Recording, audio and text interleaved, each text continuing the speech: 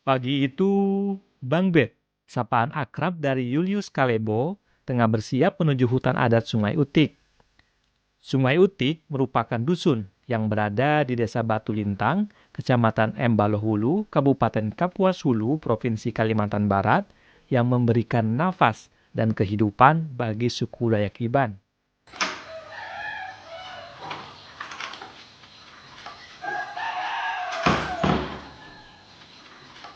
Sementara Bang Bet adalah satu dari sedikit pewaris negeri agraris di Sungai Utik yang bertekad mengelola hutan secara berkelanjutan, adat istiadat, dan budaya para leluhurnya. Ia mempersiapkan perlengkapannya seperti tas cupai dan mandau atau parang khas suku Dayak sebelum menembus hutan.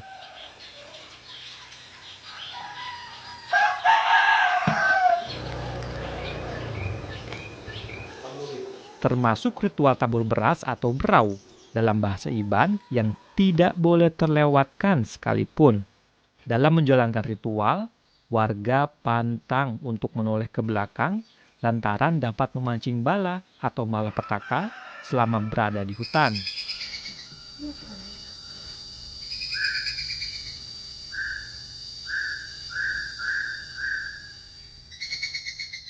Bang Bet harus berangkat pagi hari untuk melakukan ritual ini agar tidak mendengar kicau burung ketopong yang dianggap membawa kabar buruk.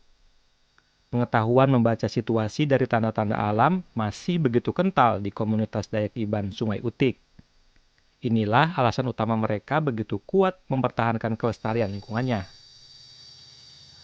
Setelah ritual tabur beras selesai, saya pun menghampiri Bang Bet yang hendak berangkat menuju hutan adat. Seraya mengetahui cara warga Dayak Iban menjaga keberlangsungan ekosistem pohon dan tumbuhan di hutan yang telah meraih penghargaan Kalpataru, kategori penyelamatan lingkungan, hingga Equator Prize dari Program Pembangunan Perserikatan Bangsa-Bangsa UNDP di 2019.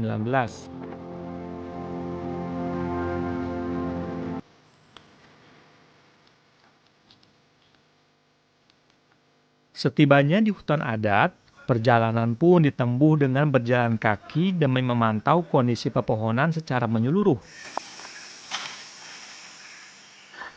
Ya, pemirsa, saat ini kami akan menuju ke kawasan hutan Sungai Utik, di mana tadi perjalanan dari Rumah Bintang menuju Sungai Utik kurang lebih 1 kilometer. Sebelum berangkat, tadi kami melakukan ritual tabur beras dengan artian untuk eh, menjaga dan melindungi selama kita berada di hutan untuk melakukan berbagai kegiatan dalam upaya pelestarian di hutan Sungai Utik ini.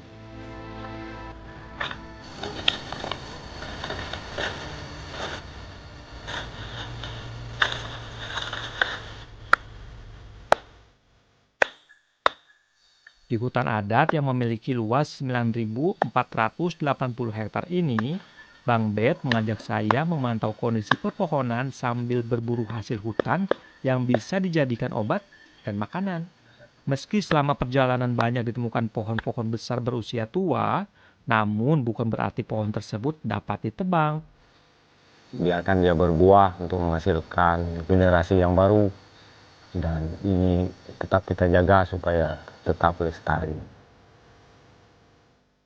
Ya, pandangan saya untuk hutan adat ini sangat berarti, dan mungkin kalau diukur dengan tolak ukur sulit untuk mengatakan seperti apa yang harus eh, kita buat, karena hutan adat ini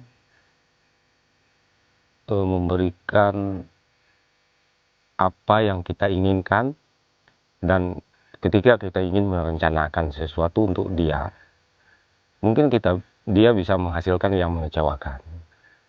Misalnya hari ini saya mau ke hutan adat mencari kayu yang bagus, tetapi kalau hutannya tidak menginginkan memberikan kepada saya nggak akan ketemu.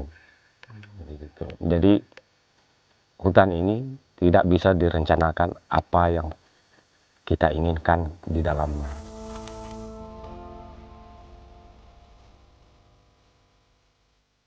Ya, saat ini mereka sangat senang dengan hutan yang ada. Jadi ketika mereka masuk ke hutan, bisa melihat, wah kayu kita masih besar, jadi ini jangan ditebang, biarkan aja mereka hidup untuk menjadikan, menumbuhkan, membuat generasi kayu yang baru. Jadi dari yang tua, misalnya dia kayak manusia, kayu itu bisa mati, dan kalau dia udah mati pasti dia akan meninggalkan anaknya lagi.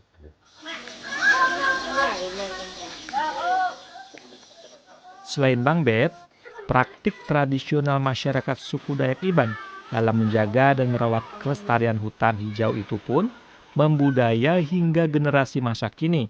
Anak-anak muda memegang tampuk pengelolaan hutan adat di desanya. Kreativitas dan dukungan transfer pengetahuan lokal dari generasi tua menjadi bekal generasi selanjutnya dalam menjaga hutan. Dengan cara itulah, masyarakat asli pedalaman di Dusun Sungai Utik mewarisi komitmen menjaga hutan sebagai sumber penghidupan mereka.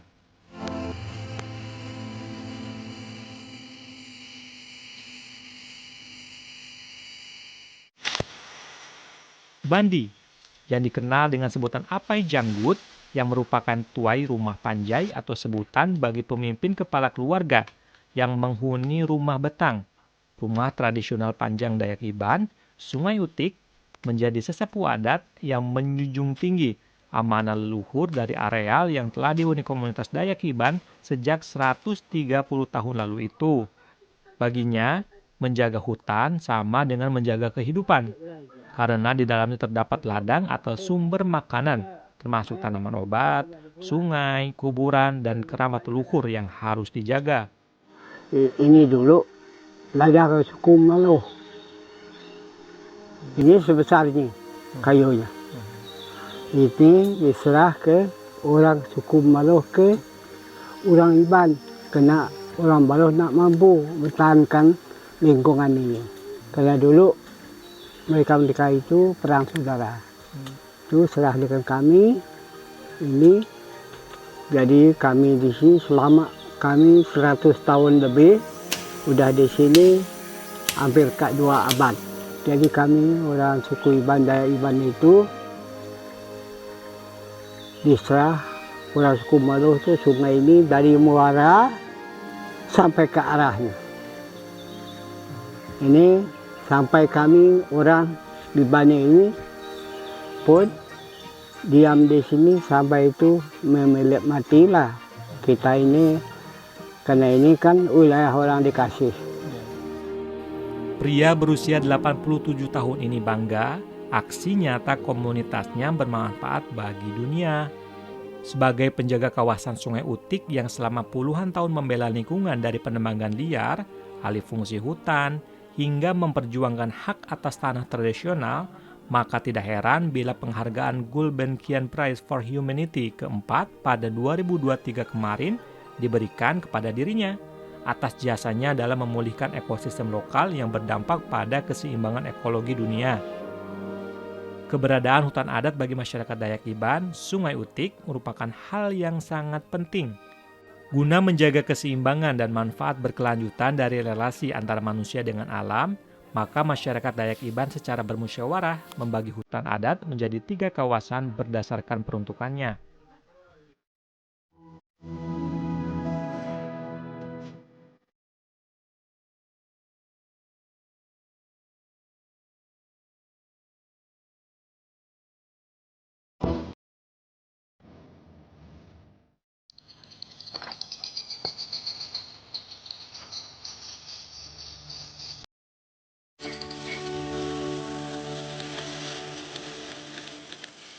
Cuaca terik tak menghalangi tekad warga Sungai Utik untuk bertani di ladang. Masyarakat suku Dayak Iban justru melakukannya dengan senang hati lantaran ladang bagi orang Iban Sungai Utik sebagai simbol kehidupan. Bukan semata untuk pemenuhan pangan, lebih dari itu, ladang adalah manifestasi budaya leluhur. Ada rentetan tata cara yang wajib dilakukan sebelum proses membuka ladang dimulai hingga masa panen tiba. Bila proses pemanen padi umumnya dilakukan dengan mengarit tanaman menggunakan celurit, orang Iban memotong helai demi helai tanaman padi menggunakan ketam sejenis pisau kecil. Semuanya termaktub dalam hukum-hukum adat. Setelah memanen padi, warga biasanya memisahkan bulir beras dengan proses mungko. Pada kegiatan ini, suku Dayak Iban menginjak batang tanaman padi tersebut sampai bulir padi terpisah dengan sendirinya.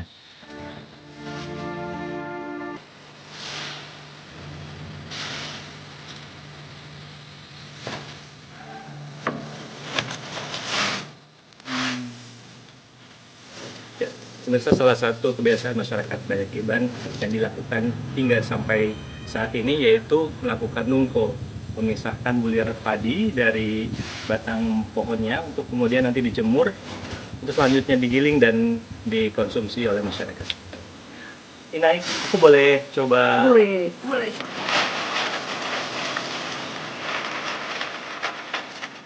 Aktivitas pertanian dalam wilayah hutan adat merupakan zona ketiga. Masyarakat lokal biasa menyebutnya dengan kampung endor kerja atau kawasan hutan produksi yang dikelola secara adil dan berkelanjutan termasuk untuk kegiatan pertanian.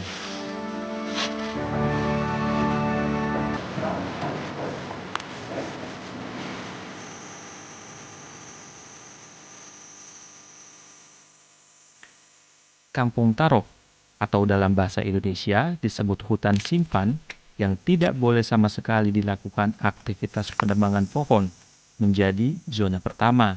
Dan untuk zona kedua, yakni Kampung Galau atau hutan tebang pilih yang menjadi wilayah pengolah kayu untuk keperluan bangunan. Pembagian zona tersebut diputuskan secara bermusyawarah sejak suku Dayak Iban untuk pertama kalinya bermukim di Sungai Utik. Sehingga masyarakat taat betul dalam menerapkan aturan adat tersebut, mulai dari pembatasan diameter yang ditebang, pembatasan jumlah pohon per kepala keluarga, hingga larangan penebangan pohon untuk dijual, termasuk hukuman bagi yang melanggar sesuai kesepakatan bersama. Kita juga ada di buku adat ya, kita ada sanksi adat. Itu dia bisa disanksi itu 1 alas menebang 1 pohon ya. Nah, dia didenda 1 alas atau 2 alas.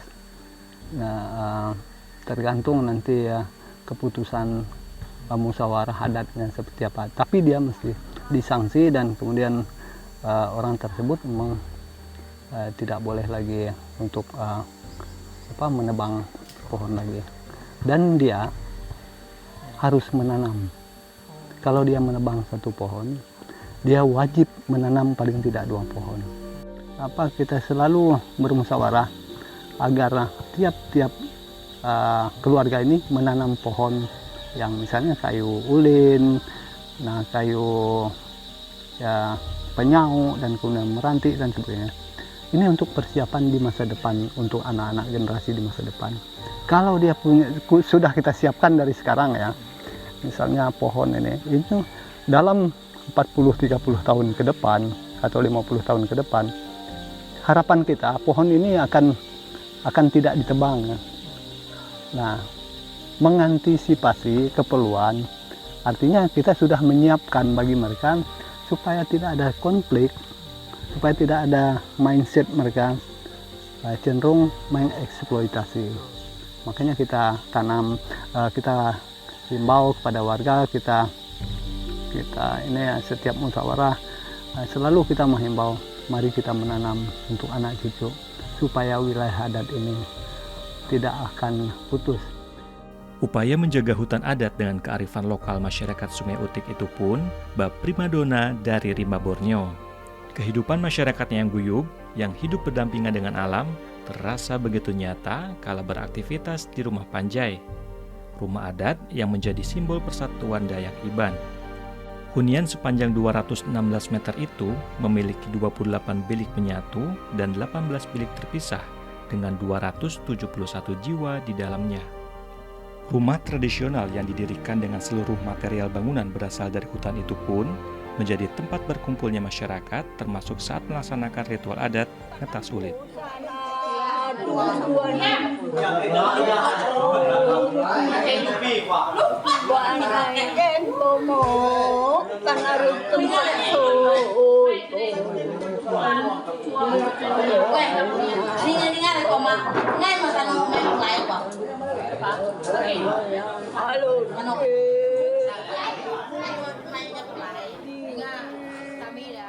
Dalam ritual ini, seekor ayam yang hendak disembelih dihantarkan dengan mengelilingi seluruh penghuni rumah betang.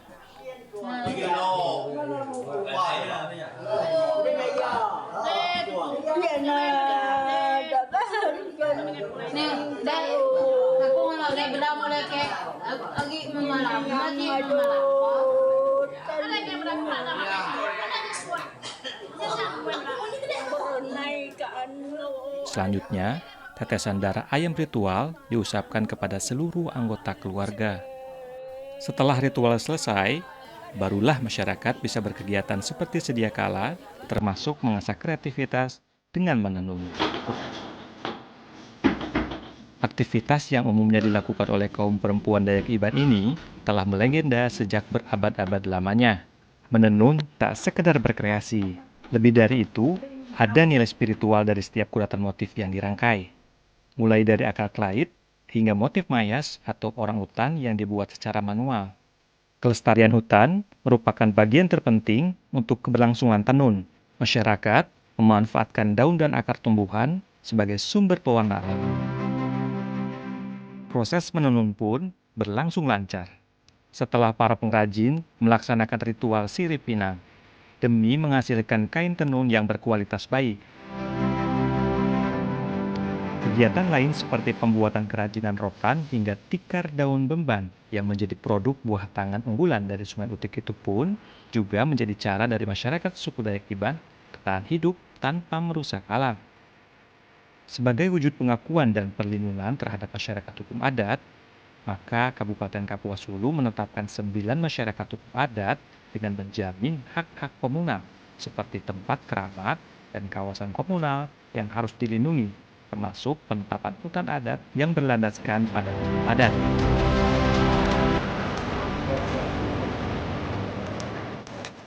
Kita kemarin berkomitmen pengurus yang masuk ke dalam kepengurusan masyarakat hukum adat itu adalah para generasi muda. Ada 5 wilayah masyarakat adat hukum adat itu ya, itu semuanya anak muda semua. Dan kita berharap seperti itu. Yang tua-tua ya hanya sekedar untuk memberikan motivasi aja. Ini yang kita lakukan melalui dinas kita sekarang ini, kan, sehingga peran daripada pemuda masyarakat yang memang peduli itu ya cukup, termasuk para pengurus di hutan desanya itu sendiri semuanya anak muda sekarang, ya, semuanya anak muda. Keterlibatan mereka yang kita minta, ya, sehingga mereka punya kemampuan dari segi pendidikan, bisa memberikan pemahaman kepada masyarakat dan sebagainya. Dan melalui mereka kita berharap masyarakat paham. Dan kita minta mereka supaya melakukan penjuluhan setiap saat. Hanya mengimbau hanya sebatas itu. Efektifnya upaya pelestarian hutan berbasis kearifan lokal masyarakat adat di Sungai Utik yang telah berlangsung lebih dari 1 abad ini bukan berarti terlepas dari berbagai tantangan dan ancaman.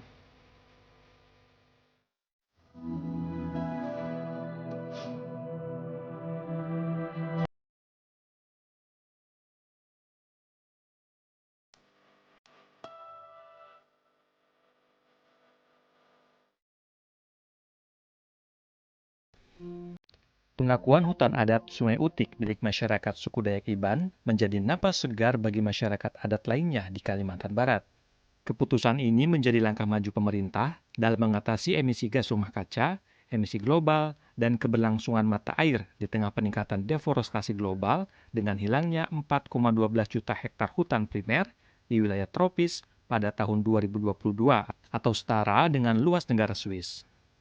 Pengakuan hutan adat milik masyarakat Dayak Iban Sungai Utik pada 20 Mei 2020 itu pun menjadi salah satu bukti kehadiran pemerintah untuk melindungi hak masyarakat tradisional sekaligus menyejahterakannya dalam bingkai NKRI.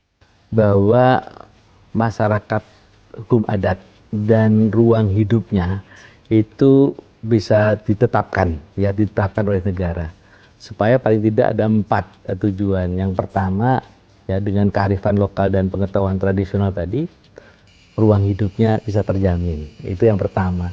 Kemudian yang kedua, ekosistemnya, karena wilayah adat itu ada hutan adatnya dan bukan hutan adatnya. ada pemukimannya, ada sawahnya, dalam suatu lingkup atau ekosistem yang selalu terjaga oleh masyarakat itu sendiri. Pelestarian hutan berbasis kearifan lokal tersebut menjadi potret kehidupan yang begitu melekat pada masyarakat suku Dayak Iban. Penetapan hutan adat pun dimaksudkan sebagai dukungan pembangunan hutan yang berkelanjutan. Yang paling penting itu juga untuk memastikan pengelolaan yang berbasis adat itu menjamin keberlangsungan untuk kelestarian hutan dan juga kelestarian budaya setempatnya. Dan yang terakhir sebetulnya itu menjadi instrumen ya untuk menyelesaikan konflik di tingkat tapak. Tantangan yang dihadapi masyarakat adat dalam menjaga kelestarian hutan tentunya bermuara pada ancaman meningkatnya laju deforestasi hutan secara umum di Indonesia. Kementerian Lingkungan Hidup dan Kehutanan melaporkan, hingga tahun 2022, laju deforestasi di Indonesia mencapai 8,4% atau sebesar 104.000 hektar. Angka tersebut masih relatif tinggi, meskipun secara luasan mengalami penurunan jika dibandingkan dengan laju deforestasi di tahun 2020 sebesar 113,5 ribu hektar. Artinya dengan akses pembukaan jalan, kemudian juga interaksi antara masyarakat adat dengan luar juga itu menjadi peluang ancaman, gitu ya. Karena yang tadinya pola di dalam pemanfaatan hasil hutan itu yang subsisten, kemudian menjadi tidak demikian, jadi ke komersil, gitu ya. Sehingga yang tadinya volumenya cukup untuk keluarga, sekarang harus dieksploitasi untuk unsur-unsur komersil tadi, lebih ke ekonomi. Disinilah muncul masalah itu seperti itu, gitu ya. Yang membedakan adalah dua hal. Pertama, bagaimana kekuatan internal mereka, hukum adat ditegakkan. Yang kedua tentu adalah ancaman eksternalnya. Gitu ya. Sejauh mana misalkan dari sisi landscape management, RT/RW, gitu ya, rencana tata ruang wilayah, bagaimana Pemda ataupun pemerintah pusat melihat posisi hutan adat dalam landscape management, gitu ya. Untuk menghadapi ancaman dan tantangan tersebut, negara hadir melalui Undang-Undang Nomor 41 Tahun 1999 tentang Kehutanan, Penyelenggaraan Perlindungan Hutan dan Konservasi, serta Undang-Undang 11 Tahun 2020 tentang Cipta Kerja beserta turunannya yang menjamin keberlangsungan pelestarian hutan berbasis masyarakat adat. Sejatinya, hutan adat adalah bapak bagi orang Iban, yang berarti menyediakan segalanya. Sedangkan tanah adalah ibu yang melahirkan tumbuhan dan pohon yang ada di sekitar. Dan air adalah darah bagi warga suku Dayak Iban yang mengalir untuk menunjang sistem metabolisme pada kehidupan. Sehingga tidak mengherankan bila Dayak Iban memegang erat amanat menjaga warisan leluhur, yakni alam. Jika alam digunakan tanpa batasan, mereka percaya bencana pasti akan melanda, yang ditandai dengan peristiwa alam maupun penyakit yang diderita warga. Itu menandai identitas mereka. Dan bagaimana pembentukan identitas mereka itulah yang mereka wariskan kepada anak cucu berikutnya. Di dalam apa? Di dalam konteksnya. Jadi kalau mereka memang masih hidup di situ dengan konteks hutan, dengan konteks rumah yang ada di situ, ya masih berbunyi. Dengan pengakuan dan perlindungan wilayah adat tersebut, maka masyarakat adat pun dapat mengelola dan menjaga alam sebagai ruang hidup bersama dengan mengoptimalkan potensi yang ada secara bijaksana. Karena melindungi wilayah adat berarti menyelamatkan kehidupan.